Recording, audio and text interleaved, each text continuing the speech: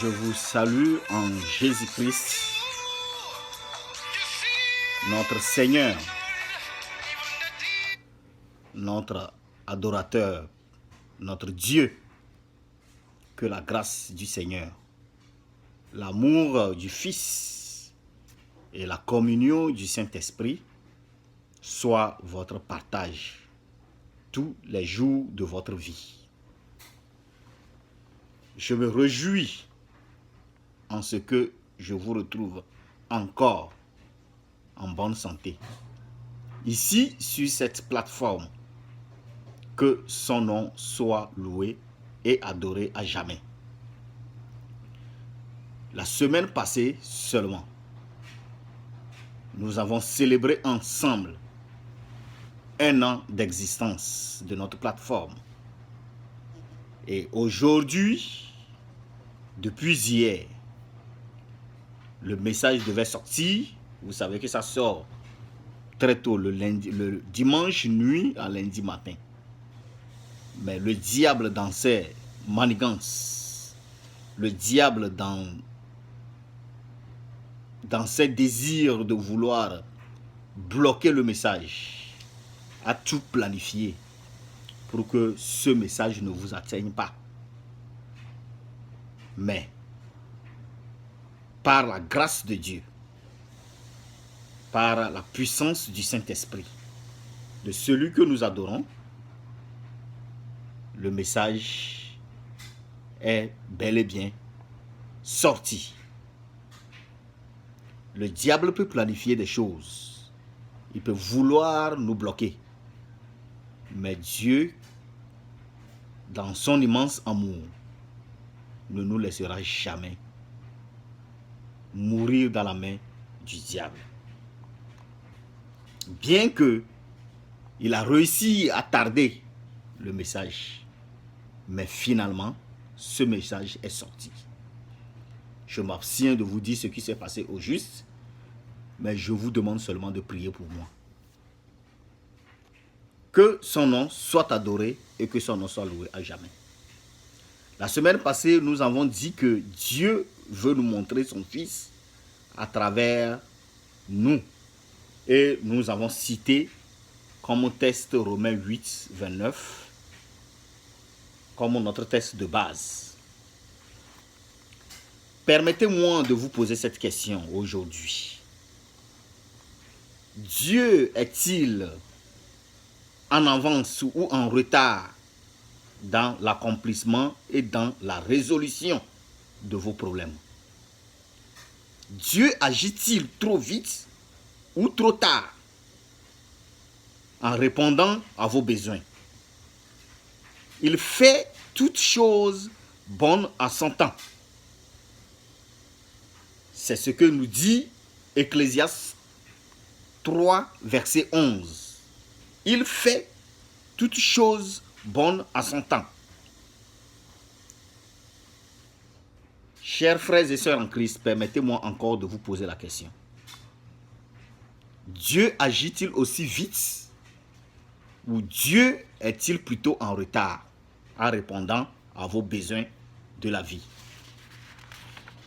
Bien-aimés, chers frères et sœurs dans le Seigneur, permettez-moi de vous lire ce verset dans Jacques. Je cite Jacques 5, 17. Élie était un homme de la même nature que nous. Quand on dit quelqu'un est de même nature que nous, ça veut dire que la personne a une tête, 2 bras et 2 pieds, 2 yeux. Ça veut dire que la personne n'est pas extraordinaire de nous. La personne est une personne physique, naturelle et normale comme nous. Il pria avec instance pour qu'il ne plût point. Et il ne tomba point de pluie sur la terre pendant 3 ans et 6 mois. La foi, c'est comment obtenir les victoires que Dieu a prévues pour nous. Est-ce que quelqu'un me suit? Je vais répéter cette partie. La foi, c'est comment obtenir les victoires que Dieu a prévues pour nous. Dieu a déjà prévu les victoires pour toi. Dieu a déjà prévu les bonnes choses pour toi. Dieu a déjà prévu des choses qui sont agréables pour ta vie. C'est ta foi qui te mettra en contact avec ces choses. Élie n'a jamais perdu de bataille. Au contraire, la peur, c'est mettre votre foi dans ce que l'ennemi vous déclare. L'ennemi veut que tu échoues. Il met la peur en toi. Et quand tu tombes dans la peur, tu tombes dans le plan de l'ennemi. Parce que l'ennemi veut que tu échoues. L'ennemi veut que tu ne réussisses pas. Il va commencer par mettre de doutes et de peur en toi. Et cette peur te permettra de mettre ta foi dans ce que l'ennemi déclare dans ta vie. La foi, c'est savoir et croire que Dieu vous aime et qu'il agira au meilleur moment selon ses promesses. Lorsque tu as une foi, c'est savoir et croire que Dieu t'aime tel que tu es et il agira à son temps propice dans ta vie. Votre foi en Christ, mon frère, ma soeur, vous êtes de la même nature par votre foi en Christ. Mon frère, ma soeur, vous êtes de la même nature que Moïse, qui a vu la mer Rouge s'ouvrir avec sa canne. Par votre foi en Christ, mon frère, ma soeur, laisse-moi te dire que tu es comme David, qui a survécu la persécution d'un roi jaloux et de son armée. Par ta foi en Christ, laisse-moi te dire que tu es comme Daniel, qui est ressorti de la fosse au lion sans une gratture sur son corps.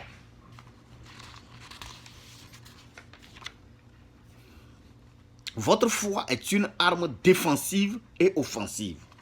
Retiens bien, ta foi est une arme défensive et offensive. Vous n'êtes pas une victime de l'ennemi. Vous pouvez compter sur Dieu qui agit en son temps et en votre faveur.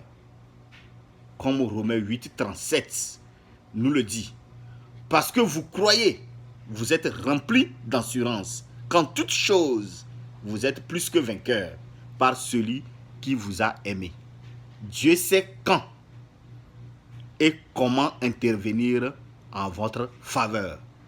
Votre responsabilité est de lui faire confiance. Alors, ne laissez plus jamais la peur vous diriger. Ne laissez plus jamais la peur mettre le doute en vous. La peur cherche à vous faire crier au secours. Je suis fini. Mais votre foi vous pousse à chanter. Alléluia. Tout est accompli.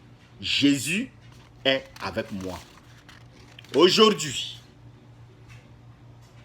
est un jour de victoire. Pour toi, mon frère, pour toi, ma soeur qui m'écoute, pour moi-même qui passe ce message. Qu'est-ce qui t'inquiète en ce moment? Qu'est-ce qui constitue ta peur? Qu'est-ce qui t'effraie?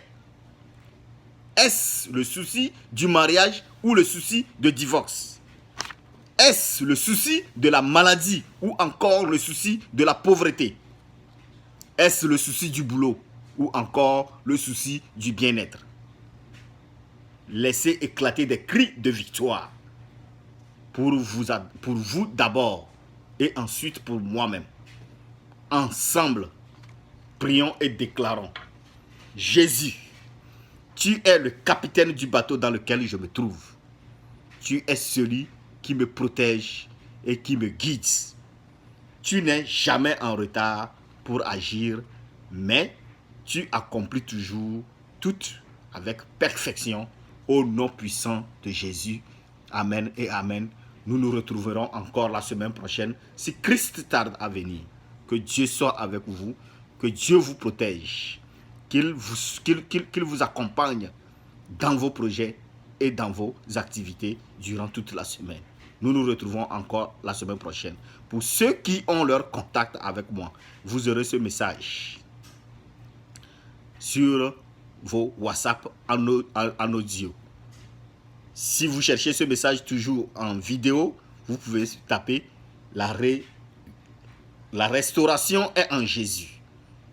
La restauration est en Jésus. Vous le retrouverez sur Facebook en vidéo. Merci beaucoup et nous nous verrons la semaine prochaine si Christ tarde à venir. Ciao, ciao.